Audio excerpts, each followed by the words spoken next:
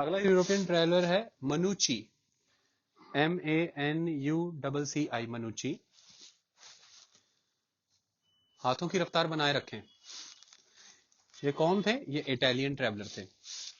He was an Italian traveller. Book क्या लिखी है इन्होंने?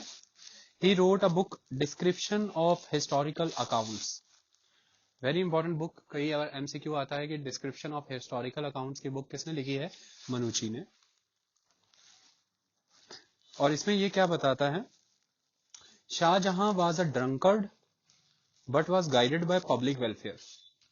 तो तकरीबन जितने भी यूरोपियन ट्रैवलर आए हैं उन सभी ने ये कहा है कि शाहजहां एक पियक्कड़ था, ड्रंकर था, लेकिन पब्लिक वेलफेयर से गाइडेड था, ये भी सभी ने कहा है।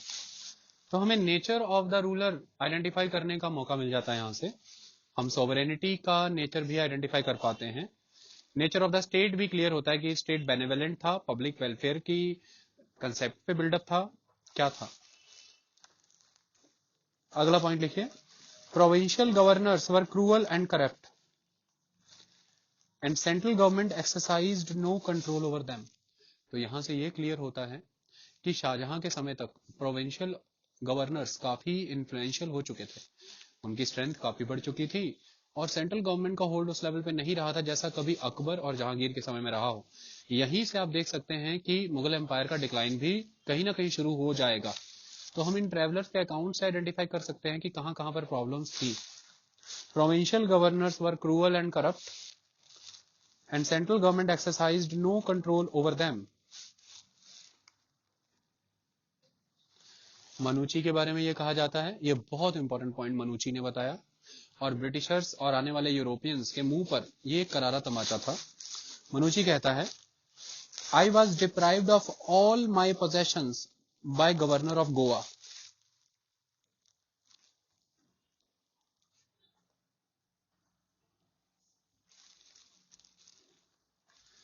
I was deprived of all my possessions by governor of Goa.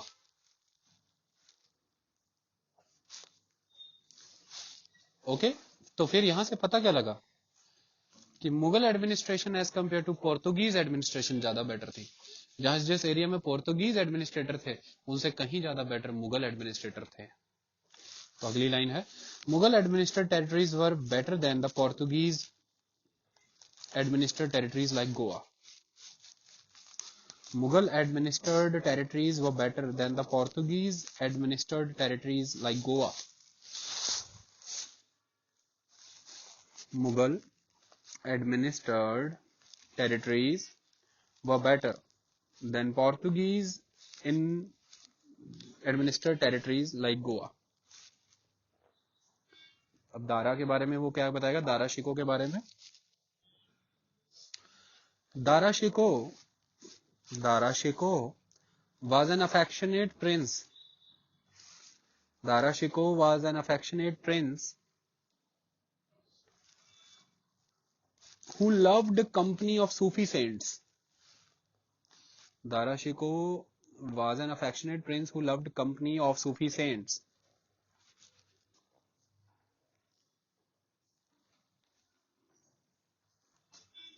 बाकी सारी बातें कॉमन रहेंगी, वो लिखने की जरूरत नहीं है कि शाहजहां के द्वारा बहुत सारे सराय बनाए गए थे, बहुत सारी इन्स बनाई गई थी जहां पर लगभग 82,000 ट्रैवलर्स के रुकने की सुविधाएं थी, फैसिलिटीज थी। स्टॉप कर। Okay, start. Next European traveller Mendelsoi, MENDELSOI, Mendelsoi. Mendelsoi ये जर्मन है, और जर्मन क्या लिखता है ये? Provincial governments were cruel. फिर से वही बात, प्रोविंशियल गवर्नमेंट्स वर क्रूअल। यार आज मैं ना एक्सेंट में बोल रहा हूँ, बच्चों की वजह से मैं वैसे बोलता था। Provincial governments were cruel. आज मैं देर नहीं बोलूंगा। There was total lawlessness. There was total lawlessness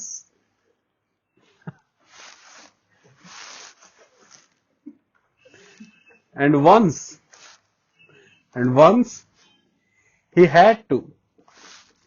had to fight with dacoits to save his life in Gujarat. डकैतों से लड़ना पड़ा इसे। कहने का मतलब कि डकैत सक्रिय थे, हाईवेज सेफ नहीं हुआ करते थे और इस तरह के तत्व बड़े एक्टिव हो चुके थे। There was total lawlessness and once he had to fight with dacoits to save his life in Gujarat. आगे क्या ये बताता है, ये गुजरात के गवर्नर का हाई हेडेडनेस बताने का प्रयास कर रहा है, ये लिखने की जरूरत नहीं। वो बताता है कि कैसे उसने 2 लड़कियों के सर कलम कर दिए जिन्होंने नाचने से मना कर दिया था, वो डांसर। इस लेवल तक अब गवर्नर पहुंच रहे हैं, प्रोविंशियल एडमिनिस्ट्रेशन इस लेवल तक जा चुकी है। आगे लिखिए जो बड़ी बात इसने कही, बहुत बड़ी बात, Indian armies are not better than a crowd. सिर्फ भीड़ थी है, भारतीय सेनाएं भीड़ से ज्यादा कुछ भी नहीं थी। पागलों की तरह कभी बाएं दौड़ते थे, कभी दाएं। आपने देखा भी होगा रामायण महाभारत में सेनाएं क्या ही कर रही थी। तो Indian armies are not better than a crowd. अब इसके द्वारा ये कहानी दी गई है जो कहानी बड़ी फेमस हुई थी हर जगह पे। क्या कहता है ये,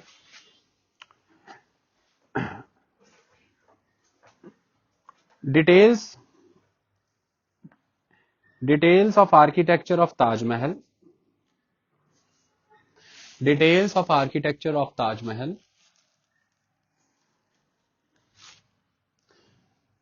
after completion of Taj Mahal, after completion of Taj Mahal,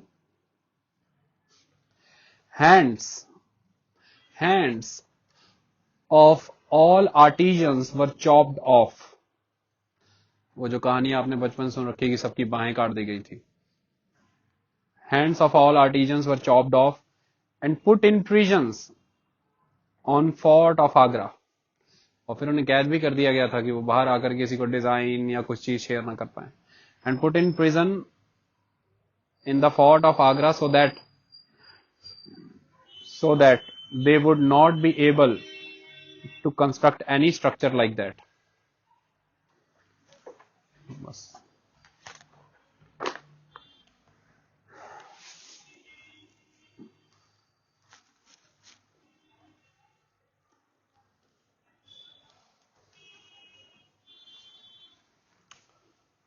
okay. Shahjahan के बारे में एक पॉइंट लिख लो important. he got married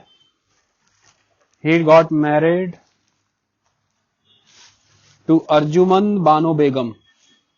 he got married to Arjumand Bano Begum, bracket में लिखिए मुमताज महल या फिर मलिकाए जमानी।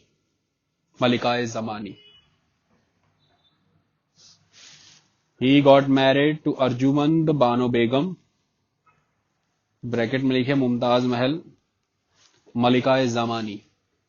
बच्चे को जन्म देते हुए मृत्यु को प्राप्त हो गई थी, उसकी याद में फिर ताजमहल बनाया। ये बड़ी बात है, ठीक है। शाहजहां कंप्लीट है भाई। आगे आइए, अब हम औरंगजेब के फेज में एंटर कर जाएंगे। पहले दारा शिकोह के बारे में 1-2 पॉइंट लिखिए, हेडिंग डालिए दारा शिकोह।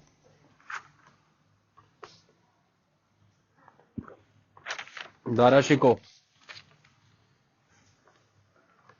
देखिए, एक कादरी सिलसिले के सूफी संत हुआ करते थे, मियां मीर, लाहौर से थे, गुरु अर्जुन देव के मित्र थे, दरबार साहिब की नींव रखवाई है। जहांगीर के भी मित्र थे, जहांगीर ने टीचर अपॉइंट किया था शाहजहां का। ये बड़ी बात है। तो मियां मीर के बारे में अब लिखो, दारा शिकोह क्या कहता है। Dara Shikoh was disciple of Mian Mir. Dara Shikoh was disciple of Mian Mir.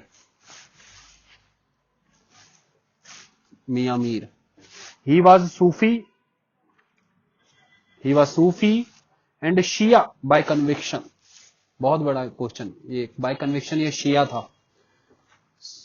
यही कारण है कि सुन्नी नोबिलिटी ने, सुन्नी ऑर्थोडॉक्स नोबिलिटी ने समर्थन किसका किया, कट्टर सुन्नी पर्सन औरंगजेब का, क्योंकि दारा शिकोह शिया था बाय कन्विक्शन। विचारधारा में ये शिया था और अल्टीमेटली ये उसी पॉलिसीज और फिलॉसफीज को फॉलो करता था। लेकिन भारत में उस समय मुगलों के अंदर जो नोबिलिटी थी, जो मुस्लिम समाज था, वो ऑर्थोडॉक्स सुन्नी सोसाइटी थी, वो कभी भी एक्सेप्ट नहीं करेगी शिया रूलर को। यही कारण है कि फिर सुन्नी औरंगजेब का समर्थन हुआ वार ऑफ सक्सेशन में, इसका नहीं हुआ। इसके बारे में अगली इसकी सबसे बड़ी नेगेटिव और एमसीक्यू आया हुआ है, he was arrogant and temperamental in outlook. Outlook में बहुत एरोगेंट, वो बहुत टेम्परामेंटल थे, इससे गुस्सा आता था बहुत एकदम से। तो ऐसा पर्सन शासक तो बन ही नहीं सकता। इसके बारे में अंग्रेजी राइटर ये कहते हैं, होलसोले हेग ये कहता है कि इससे दुनिया की सबसे बेहतरीन कविताएं लिखा सकते हैं, ये दुनिया का सबसे उत्कृष्ट लेखक बन सकता है, लेकिन किसी कीमत पे भी शासक नहीं बन सकता था। हाथ पांव कांपते थे इसके करपान देख के, तलवार देख के। आउटलुक में बहुत टेम्परामेंटल था। इसका बिल्कुल उल्ट Aurangzeb, ultimate cool, no temperament, no arrogance, very cool, like a king, like a empire. तभी बना वो, सबको साथ लेना आता था। सब एक्टिविटी कर रहे हैं, उधर से शाह सुजा बंगाल से, इधर से गुजरात से मुराद, इधर दारा शिको, वो चुप बैठा है, देख रहा है, कहते करने दो, टाइम आने पे ले लेंगे गद्दी। ये उसका कूल टेम्परामेंट ही था, ये बात है। दारा शिको के बारे में लिख दिया नेगेटिव। आगे अब शुरुआत करते हैं औरंगजेब की। औरंगजेब की शुरुआत करें टाइटल से। औरंगजेब का टाइटल क्या है? अब्दुल मुजफ्फर मुहिउद्दीन औरंगजेब बहादुर आलमगीर। अब्दुल मुजफ्फर मुहिउद्दीन औरंगजेब बहादुर आलमगीर। तो आलमगीरी के नाम से जितनी बुक्स आएंगी, या तो औरंगजेब के द्वारा आएंगी या औरंगजेब के लिए आएंगी। अब कभी कंफ्यूज नहीं होना, फतवा आलमगीरी या कुछ भी है, क्योंकि आलमगीर तो इसका नाम ही था, इसका टाइटल था। अब्दुल मुजफ्फर मुहिउद्दीन औरंगजेब बहादुर आलमगीर। औरंगजेब बहादुर आलमगीर। देखिए, जब गद्दी पे जहांगीर आया था ना, आने के बाद उसने 12 फरमान जारी किए थे, 12 ऑर्डिनेंसेस। बहुत इंपॉर्टेंट बात है, हर साल सब्जेक्ट में, हर दूसरे साल मेंस का क्वेश्चन आ जाता है कि 12 फरमान का social, economic, cultural, political implication क्या था। सतीश चंद्र में इसका जिक्र भी नहीं है, क्रॉनिकल में है। इसी तरह से 14 फरमान जारी किए थे, 14 ऑर्डिनेंसेस इशू किए थे औरंगजेब ने। उसमें से कुछ बताता हूं ताकि टेम्परामेंट क्लियर हो जाए आपको। तो लिखे, ही इशूड 14 ऑर्डिनेंसेस, 14 फरमान। वो क्या थे?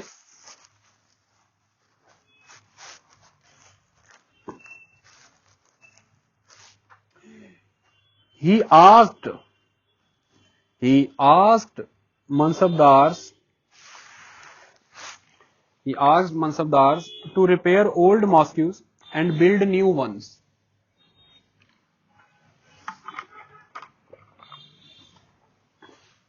यहां से कंसेप्ट क्लियर हो गया कि प्लीज करना चाहता है ऑर्थोडॉक्स उलेमा सेक्शन को, और मनसबदार की ड्यूटी लगा दी गई है कि ओल्ड मॉस्क्यूज को रिपेयर करें, नहीं बनवाएं। तो शरिया के अकॉर्डिंग चलना चाहता है, ऐसा कंसेप्ट यहां से क्लियर होता है। अगला इसका फरमान था, he appointed muhtasibs moral guardians. He appointed muhtasibs to ensure the he appointed muhassibs to ensure the implementation of his social policy. He appointed muhassibs to ensure the implementation of his social policy and enforce Islamic rulings strictly. Enforce Islamic rulings strictly. And cultivation of bhang, opium and other intoxicant materials. क्या पता लग रहा है इससे? इसको clear हो गया है कि प्रोविंशियल गवर्नमेंट्स क्रूअल हो चुकी हैं, करप्ट हो चुकी हैं, क्योंकि लोगों का जो मोरल है, जो मॉरल स्टैंडर्ड है, वो गिर गया है। वो किस वजह से? लैक्सियस एटीट्यूड्स आ चुके हैं, नारकोटिक्स हैं, ड्रग अब्यूसेस है, एडिक्शन है लोगों का, करप्शन का आधार ये बना है। तो वो सब बंद किया जाए, एक ऑर्डियल सोसाइटी स्थापित होनी चाहिए। He banned cultivation of bhang, opium and other intoxicant material. अगला point, he abolished oppressive taxes like pandari and rahdari. आपको पता है इसने जितने भी शरिया में टैक्सेस अलाउड है सिर्फ वही लागू किए, फिरोज शाह तुगलक की तरह, बाकी इसने बैन कर दिए। तो इसलिए इसने जजिया भी लागू किया, आप एक बात हमेशा याद रखिएगा कि अकबर ने जजिया खत्म किया था 1563 में, लेकिन अकबर का एक नेगेटिव फेज जो उसकी लाइफ में दिखा है वो उसके मेवाड़ के विरुद्ध जो युद्ध करते उसने जजिया फिर से लगाया था, और मेवाड़ के विरुद्ध उसने युद्ध को गाजी, यानी कि अपने जो शहीद सैनिक थे उनको गाजी कहा था, और इस युद्ध को उसने जिहाद कहा था। लेकिन बहुत जल्दी उसे अपनी गलती का एहसास हुआ कि धर्म का सहारा लेकर के अब इस डाइवर्सिफाई कंट्री में सरवाइव नहीं किया जा सकता। तो याद रखिए अकबर ने जजिया रीइंपोज किया था, मेवाड़ के युद्ध के अगेंस्ट उसने जिहाद का टाइटल लिया, उसको जिहाद का नाम दिया, उसे रिलीजियस कलर दिया, अपने लोगों के शहीदों को गाजी बोला, और फिर उसके बाद उसने बहुत जल्दी जजिया खत्म कर दिया। लेकिन फिर वो डिमांड दोबारा औरंगजेब के सामने आई कि जजिया लागू करो, तो औरंगजेब ने शरिया के अंदर अलाउड 4 टैक्स लगाए, बाकी सब खत्म किए। तो जैसे अनड्यू टैक्सेस, जैसे पंडारी और राहदारी, ये खत्म कर दिए थे। तो he abolished oppressive taxes like pandari, rahdari. बाकी आपको पता ही है कि he stopped engraving kalma on the coins, ये तो मैंने बता ही दिया था आपको पहले। अब औरंगजेब के बारे में और क्या है, बहुत इंपॉर्टेंट बात, बहुत इंपॉर्टेंट। जब भी आप औरंगजेब के बारे में पढ़ते हैं ना, तो सबसे इंपॉर्टेंट आ जाती हैं डिफरेंट उसकी बैटल्स जो उसने फाइट की अलग अलग पॉइंट ऑफ टाइम पे अपनी पोजीशन पर आने के लिए। इन बैटल्स को अगर आप बुक के अकॉर्डिंग देखें तो लगभग 4 बैटल्स बताई गई हैं मेन, उनको समझते हैं वन बाय वन कौन कौन सी बैटल्स हैं। सबसे पहले अगर आप देखेंगे तो एक बैटल जो फाइट की गई है, कहां गई यार, रोकिए जरा, चलो, उसका नाम है पहली battle, that is battle of Bahadurgarh. देखिए जब शाहजहां के बाद वॉर ऑफ सक्सेसरशिप शुरू हुई है तो किस किस तरह से बैटल लड़ी गई है। पहली बैटल, बैटल ऑफ बहादुरगढ़, ये कौन सी बैटल है याद करिए। अभी शाहजहां जिंदा है और दारा भी जिंदा है, लेकिन बंगाल के गवर्नर शाहजहां का एक बेटा शाह शुजा, उसने सबसे पहले खुद को इंडिपेंडेंट रूलर डिक्लेयर किया था ना कि क्राउन प्रिंस मैं हूं। उसके खिलाफ जो सेना भेजी थी, भेजी तो शाहजहां के नाम पे थी लेकिन भेजी तो दारा ने थी। उस बैटल का नाम है बैटल ऑफ बहादुरगढ़। तो पहली battle under the war of successorship वो बैटल ऑफ बहादुरगढ़ है, और वो किन के बीच में लड़ी गई है, वो लड़ी गई है शाह शुजा और दारा के बीच में। शुजा हारा था, ये आपको पता है। उसके बाद आपको पता है दूसरी बैटल, बैटल ऑफ धर्मात है, जो मालवा में लड़ी गई, बताने की जरूरत नहीं।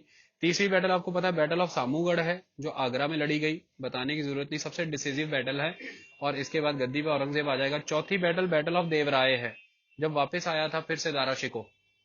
तो ये 4 battle, battle of Bahadurgarh, battle of Dharmat, battle of Samugarh, battle of Deorai. अब इसके बाद एक बैटल फाइनली लड़ी जाएगी जब खदेड़ दिया जाएगा ईस्ट से शाह शुजा को पूरी तरह से। ईस्ट शाह शुजा को कहां भेजा जाएगा, अराकान के इलाके में, वहां पे माग ट्राइब के लोग उसे खत्म कर देंगे, अराकानीज लोग। वो बैटल है बैटल ऑफ खजवाहा। तो बैटल याद रखनी है। तो औरंगजेब के बारे में मैं क्या बताना चाहता था, ये देखो, औरंगजेब ने 2 बार कोरोनेशन सेरेमनी की है, ये बड़ी यूनिक बात है। 2 बार, ये 2 बार इसने अपना राज्याभिषेक किया है। पहला सामूगढ़ का युद्ध जीत के, यानी कि आगरा में। दूसरा जब दारा शिकोह फिर वापस आया तो देवराय का युद्ध जीत के दिल्ली में। इसकी 2 बार ताजपोशी हुई, एक बार आगरा में, एक बार दिल्ली में। लिखो, he underwent coronation ceremony twice, he underwent coronation ceremony twice. First, पहली कोरोनेशन कब हुई है, 31 जुलाई 1658 after battle of Samugarh, Agra. तो पहली ताजपोशी आगरा में हुई है सामूगढ़ की बैटल के बाद। एंड दूसरा, सेकंड, पहली वाली लिख ली, फर्स्ट कोरोनेशन हुई है 31 जुलाई 1658 after battle of Samugarh, Agra. और दूसरी सेरेमनी इसकी हुई है जून 1659 में in Delhi in Delhi after the battle of Deorai and Khajwa, after the battle of Deorai and खजवाहा।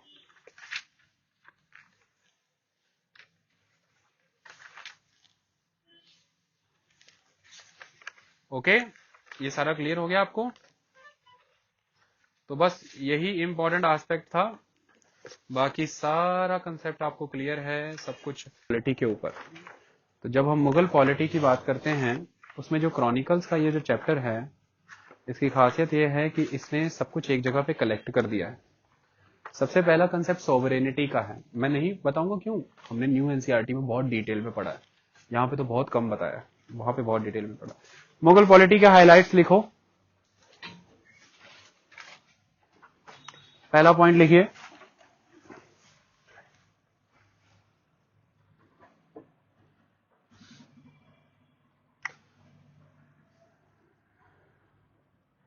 in 1556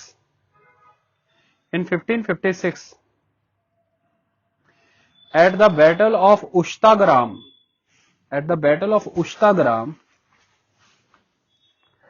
Akbar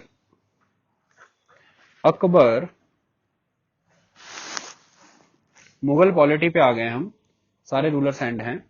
in 1556 at the battle of Ushtagram, Akbar and one of the daughters of Kamran, Kamran आप जानते हैं हुमायूं का भाई, one of the daughter of Kamran were put on the throne. एक emergency provision किया गया था, आपको पता था हुमायूं सडन डेथ कर गया था सीढ़ियों से गिर करके, ये सब आप जानते हैं, है ना। अब हुमायूं के डेथ हो जाने के बाद आपको पता है बड़ी तेजी से अफगान आगे बढ़ रहे हैं, हेमू आदिल शाही शासक, आदिल शाह के अधीन हेमू आगे बढ़ रहा है, और कुछ दिनों के लिए हेमू ने दिल्ली पे कंट्रोल भी कर लिया। तो पानीपत का दूसरा युद्ध होगा, आप जानते हैं, और पानीपत का दूसरा युद्ध आपसे कोई पूछे किसके किसके बीच में हुआ, तो मुगल और अफगान, ऐसे क्वेश्चन पूछा है, मुगल अफगान, बैरम खान हेमू, अकबर हेमू, जैसे भी पूछे आंसर कर देना, कंफ्यूज मत होना। तो अब ऐसे में एक इमरजेंसी मेजर ये किया गया है कि हुमायूं के ब्रदर्स अब इस समय डिसएडवांटेजियस ना हो जाएं, तो थ्रोन को शेयर कर दिया गया दो जनों के बीच के, एक अकबर आ गया और उधर से कामरान की बेटी आ गई, और ये बैटल उश्ताग्राम की बैटल है। लेकिन ये क्या है, ये मुगल्स में एडमिसिबल नहीं थी चीज। क्यों? मुगल कंसेप्ट ऑफ सोवरेनिटी जो आता है वो Turko Mongol, Persian and Indian concept का इंटरमिंगलिंग है, असिमिलिएशन है, जिसमें बाबर ने बड़े पहले ही ये कंसेप्ट दे दिया था कि सोवरेनिटी शेयर नहीं होगी, मतलब हम मंगोल कंसेप्ट नहीं फॉलो करेंगे, डिवाइड नहीं होगा एम्पायर। ये कंसेप्ट फॉलो नहीं किया था बाबर ने। उसके बाद हुमायूं ने ये गलती की, अपने भाइयों के साथ डिवाइड करने की बात की, लेकिन उसे लॉस झेलना पड़ा, ये प्रॉब्लमेटिक एस्पेक्ट है। फिर गद्दी पर जब अकबर आया, तो अकबर के आने के बाद प्रॉपर सोवरेनिटी का कंसेप्ट अबुल फजल ने फरेजदी यानी कि the light of the God के फॉर्म में स्टैब्लिश कर दिया। लेकिन एक एक्सेप्शन ये मिलता है कि एक इमरजेंसी प्रोविजन के तौर पे सोवरेनिटी को शेयर किया गया था, और कामरान की बेटी और अकबर ने कुछ दिनों के लिए इकट्ठे शासन किया था। ऐसे क्वेश्चन पूछे जाते हैं। अब इसमें ध्यान रखने वाली बात यह है कि सॉवरेनिटी का कंसेप्ट ऐसा था कि आप पावर को डिवाइड करते हैं, जैसे प्रोविंशियल गवर्नर, सूबेदार, फौजदार, इन सब के बीच में, लेकिन that is relegated by the all sovereign ruler, वो उसकी अनुकंपा से मिल रही है। किसी में भी जो भी ताकत है वो मुगल बादशाह से आ रही है, उसकी अपनी ताकत कोई नहीं है, जब चाहे ले लेगा। इस कॉन्टेक्स्ट में ये पॉइंट मैंने कराया था। आगे पढ़िए बाबर के बारे में। बाबर ने एक कंसेप्ट अपनाया था, बाबर अज्यूम, ये भी सोवरेनिटी के कंसेप्ट में एक बात आ रही है, Babur assume the title of padshah. Padshah, पाद मने क्या होता है? पाद मने the stability, the position and the possession. Stability, position और पोजेशन। शाह मने द लॉर्ड, लॉर्ड, गॉड और लॉर्ड का काम क्या है? चीजों का ओरिजिन करना, चीजें देनी। तो शाह मने जिससे ओरिजिन होता है, मने जो लॉर्ड है, किस चीज का? थ्रोन का, पोजेशन का, पोजीशन का। तो बाबर पादशाह है, वो ओरिजिन कर देता है थ्रोन को, जहां बैठता है वहीं थ्रोन हो जाता है। तो मतलब सोवरेनिटी का कंसेप्ट मतलब he is the originator of the power. अगर ये कल को किसी को प्रोविंशियल नोबल गवर्नर बना के बैठा रहा है, तो उसके थ्रोन की पावर का ओरिजिनेटर कौन हुआ? शाह, माने पादशाह, उससे आ रही है ताकत आपकी, आपकी खुद की ताकत नहीं है वो। तो बादशाह कंसेप्ट बहुत इंपॉर्टेंट था। फिर सिखों ने कंसेप्ट बनाया सच्चे बादशाह। वो इससे भी एक कदम बहुत आगे चला गया काम, कि the immortal throne, Akal Takht, जिसका कोई समय ही नहीं है, समय से परे है, कि पृथ्वी पे कोई भी शासक हो सकता है, टेम्पोरल रूलर कोई भी हो सकता है, लेकिन इमेमोरियल, टाइम इमेमोरियल शासक जो है वो तो अकाल तख्त ही है। और उस इंस्टीट्यूशन से जो भी निकल के आ रहे हैं, अकाल तख्त माने द सच्चा पातशाह, वहां से अब जो भी निकल करके आ रहे हैं वो जहां बैठ जाए वही शासन हो जाएगा, वही थ्रोन हो जाएगा। बात समझ में आ रही? इस तरह कंसेप्ट आया, ये बड़ा इंपॉर्टेंट कंसेप्ट था, रेवोल्यूशनाइज कर दिया इसने सब कुछ। तभी तो देखिए बाबर कहीं भी भटक, हुमायूं कहीं भी भटक रहा था, बादशाह था, बादशाह था। स्टेट होना जरूरी नहीं है, दिल्ली गद्दी होना जरूरी नहीं, वो जिधर बैठ जाए वही पोजीशन है, वो बादशाह है, उसका हक बनता है उसे वापस लाके इंस्टॉल करना है। क्योंकि बाबर ऐसा कंसेप्ट अडॉप्ट कर गया था पादशाह वाला। आगे है हुमायूं, एक कंसेप्ट और बताता है कि सोवरेनिटी मुगल बादशाहों की पर्सनल पोजेशन थी। कैसे? हुमायूं ने थोड़ी देर के लिए सोवरेनिटी दे दी थी किसी को, किसको? जिस मल्लाह ने बेड़ी में नदी पार कराई थी उसको, जब उसने युद्ध हार दिया था, किसका? चौसा का। किसके खिलाफ? शेरशाह सूरी के खिलाफ। तो जिस मल्लाह ने उसकी जान बचाई, उसने थोड़ी देर के लिए उसे बादशाह बनाया था, मैं तुम्हें बादशाह बनाता हूं थोड़ी देर के लिए। तो मतलब सोवरेनिटी आपकी पर्सनल जागीर है, प्रॉपर्टी की तरह ट्रीट कर रहे हैं, जिसको चाहे दे दे, जिससे चाहे ले ले, अपनी है। तो Humayun shifted sovereignty to a water carrier for a day who saved his life. Question आएगा कि किसने मल्लाह को कुछ समय का बादशाह बनाया? हुमायूं। बेटा सारे डीप कोर क्वेश्चन यूपीएससी है, कोर एकदम। Humayun shifted sovereignty to a water carrier for a day who saved his life. फिर सोवरेनिटी का कंसेप्ट और विकसित हुआ, लिख लिया? Humayun shifted sovereignty to a water carrier for a day who saved his life. फिर सोवरेनिटी का कंसेप्ट और विकसित हुआ, और कैसे विकसित हुआ कि आने वाले समय में इन्होंने पूरा ही, ये चगताई ब्रांच से बिलोंग करते थे ना, चगताई तुर्क थे ये, तो आने वाले समय में इन्होंने पूरा ही चगताई कोड ही फॉलो कर लिया। चगताई कोड हाईली एलर्जिक था डिवीजन ऑफ पावर को लेके। चगताई कोड में कोई डिवीजन ऑफ पावर नहीं होती, वन रूलर होता है, साइमल्टेनियसली दो लोग पावर शेयर नहीं कर सकते, बस ऐड एक ही शासक होगा। Babur and Humayun respected the Chagatai code of law, bracket में लिखो तुर्रा, तुर्रा का concept. Babur and Humayun respected the Chagatai code of law Turra, which was against the concept of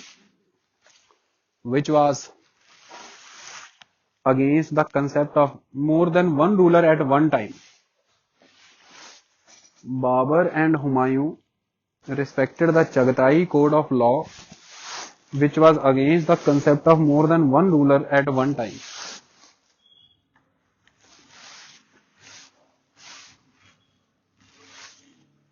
stop करना। ये लोग तुर्रा का कंसेप्ट फॉलो करते थे। तुर्रा, तुर्रा माने किसी के साथ पावर नहीं शेयर करना, ऑल सोवरेन, ऑल सुप्रीम। अब अगर पॉलिटी में देखें, कौन है ना, पॉलिटी में देखें तो कैसे डिवाइडेड थी? सबसे ऊपर सूबा, फिर सरकारें, फिर परगना, फिर महल, फिर village.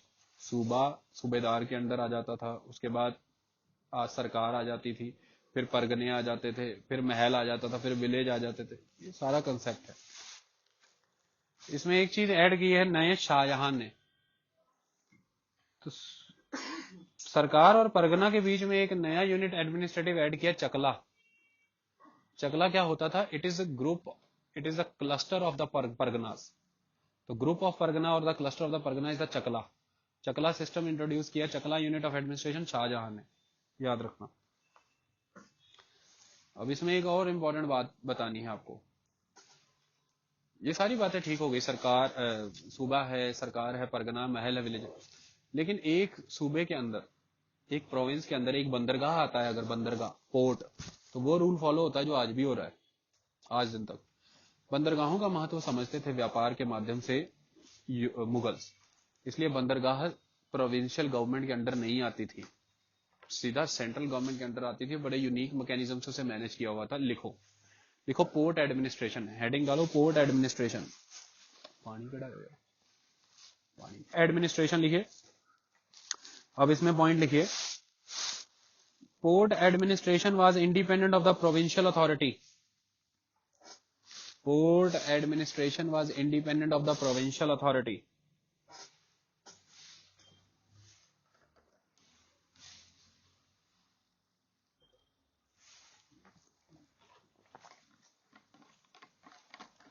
Okay,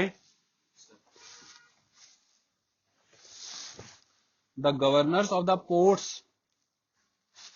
the governors of the ports were called mutasadi, MUTASADI, mutasadi. The governors of the ports were called mutasadi. Who was directly appointed by the emperor. देखिए, अब जब मैं आपको मुगल पॉलिटी का चैप्टर भेजूंगा ना, इसमें सारे ऑफिसर्स एक ही चैप्टर में अच्छे से समझा दिए।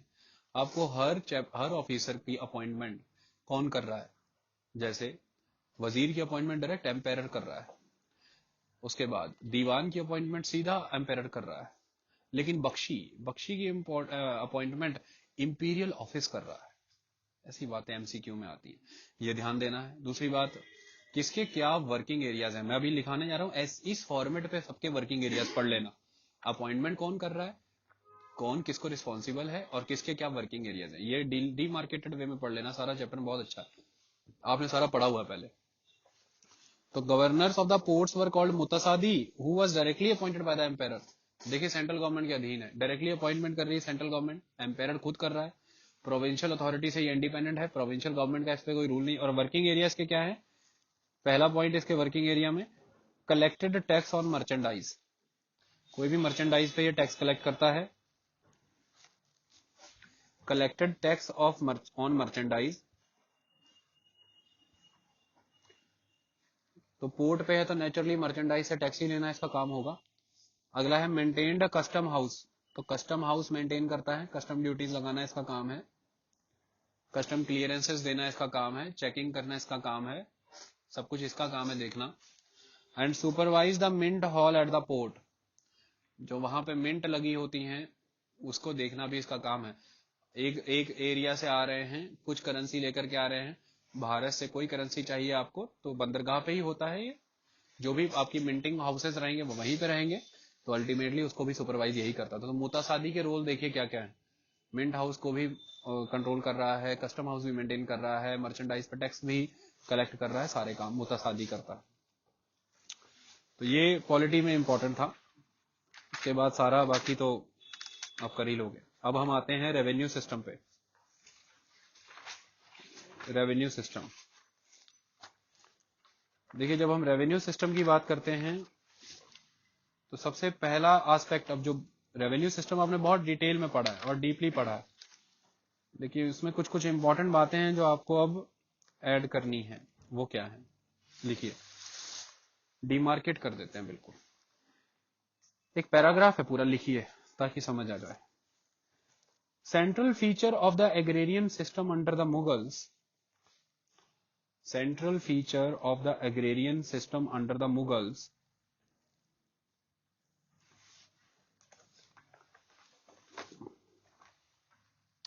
central feature of the agrarian system under the Mughals was the alienation from the peasant of his surplus produce, ALIENATION, alienation. Central feature of the agrarian system under the Mughals was the alienation from the peasant of his surplus produce, brackets में लिखिए, produce over and above the subsistence level. इस line का in the form of land revenue, bracket close करके लिखना in the form of land revenue, मतलब पूरी line बनी।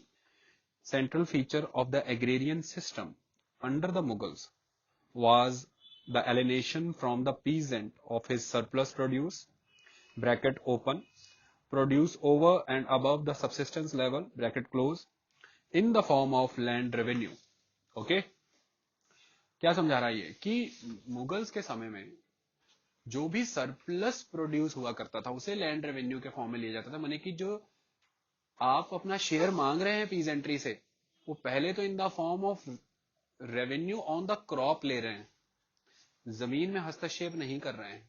लेकिन इसको गलत समझ के ब्रिटिशर्स ने हमेशा, या तो वो सही समझ गए थे लेकिन लोगों को बेवकूफ बनाया। उनका सिस्टम क्या था, आगे पैराग्राफ कंटिन्यू हो रहा फुल स्टॉप के बाद। British regarded the land revenue as a rent of the soil. British regarded the land revenue as the rent of the soil because they had a notion